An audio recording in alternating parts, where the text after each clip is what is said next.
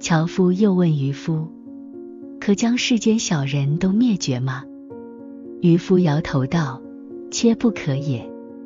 君子承天地正气而生，小人承阴邪之气而长，阴阳相济，缺一不可。无阴则阳无以独存，无小人则君子亦无从彰显。二者盛衰更替，乃自然之道。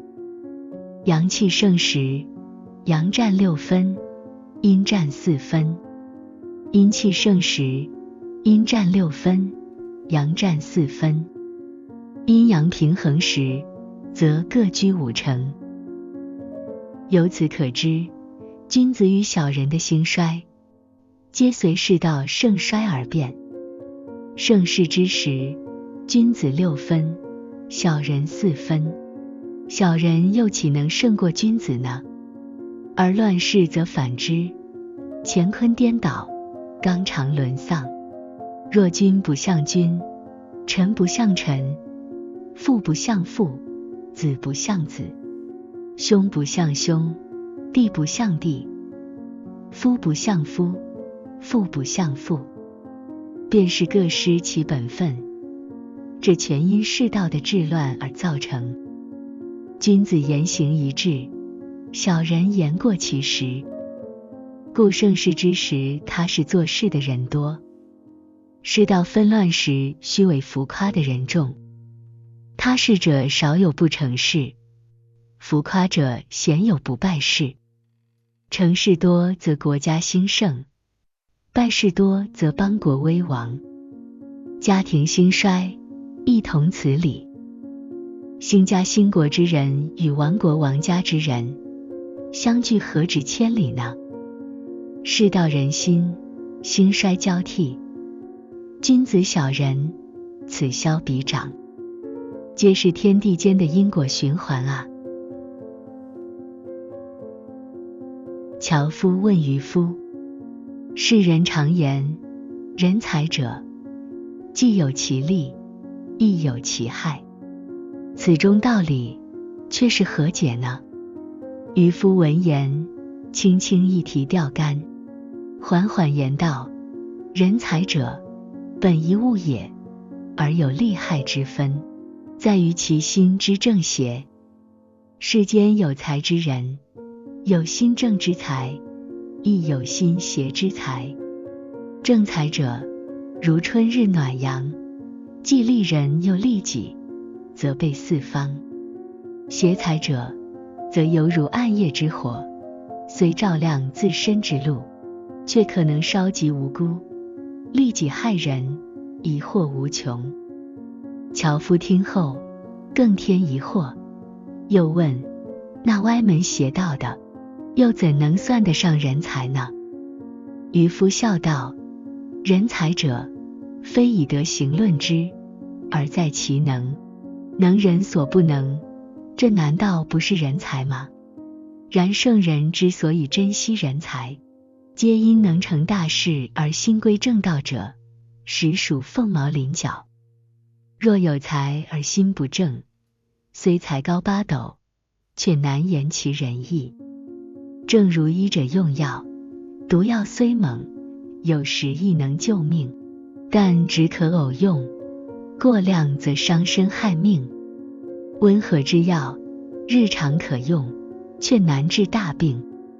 唯有既能驱除顽疾，又不伤身的药物，方为世人所称颂之良药。易经有云：大军有命，开国成家，小人勿用。此言非尽废小人，乃言时事不同，小人亦有其用武之地。然天下太平之时，则当远之。又如《诗经》所唱：他山之石，可以攻玉，此欲小人之才。若能善加利用，在适当的时候，也能派上用场。樵夫又问道：老兄啊，这国家的兴衰，人才的正邪，咱俩心里都有数，可我就不明白，既然如此，为何不只挑那些贤良的人来用呢？渔夫听罢，缓缓道：选臣子的是君主，而选择君主的往往是臣子自己。这世上的贤者和愚者，各自依附于自己的同类。你想想，有圣明如尧舜的君王，自然会有同样忠贞的臣子；而暴虐如桀纣的君王，身边必定围绕着奸佞之徒。若是尧舜的臣子生在桀纣的时代，桀纣的臣子又出现在尧舜的盛世，他们恐怕都不会被重用。即便他们想兴风作浪或是施恩不责，又能施展得开吗？君上所喜好的，臣下必然效仿，就像如影随形，同声应和，哪里还需要刻意命令呢？君主崇尚仁义，臣民必然也追求仁义，那些不义之人自然就会远离。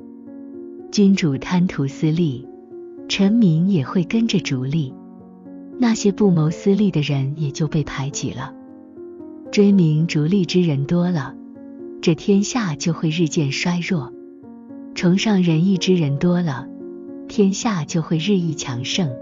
强盛则国运昌隆，衰弱则国家灭亡。这强盛与衰弱，昌隆与灭亡，难道离我们很遥远吗？其实就在君王的一念之间。治世之中何尝没有小人？乱世之中又何尝没有君子？只因他们没被重用，善恶之道才无法施行罢了。渔夫的一番话，说的那樵夫频频点头。樵夫感慨道：世间善人稀少，不善之人却多，太平盛世少见，乱世纷争却常有，这究竟是为何呢？渔夫放眼望向对岸，答道：观世间万物，哪样不是如此呢？好比那五谷，即便辛勤耕耘，却未必棵棵成苗；而那些蓬蒿油草，即便无人问津，也自生自长。你欲彻底清除，却总是除之不尽。由此观之，君子与小人的存在，亦是自然之理。君子见善则心生欢喜，趋之若鹜；见恶则避之唯恐不及。反观小人，见善则心生嫉妒，见恶则拍手称快。善恶之事，各随其性。君子见善必趋，遇恶必避；小人则反之。君子面对仁义，便勇往直前；面对私利，则停步思量。小人仁义面前停滞不前，见利蜂拥而上。追求仁义，利及他人；追逐私利，难免害人。这利人与害人之间，差距何其大也！家国兴衰，亦同此理。国家兴旺时，君子多，小人少；衰败之时，小人多，君子少。君子多的地方，小人自然离去；小人多的地方，君子也会远离。君子仁爱生命，小人嗜好杀戮。仁爱则世道清明，嗜杀则天下大乱。君子重义轻利，小人逐利忘义。太平盛世，人们崇尚义气；乱世纷争，众人追逐利益。这道理，古今如是啊！渔夫一番高论，直说的樵夫连连点头，恍若隔世，赞叹道：我曾闻古有伏羲，智慧超群，今听君一席话，犹如亲见伏羲之面，真乃醍醐灌顶，受益匪浅啊！言罢，躬身拜谢，待至天明，方依依不舍地离去。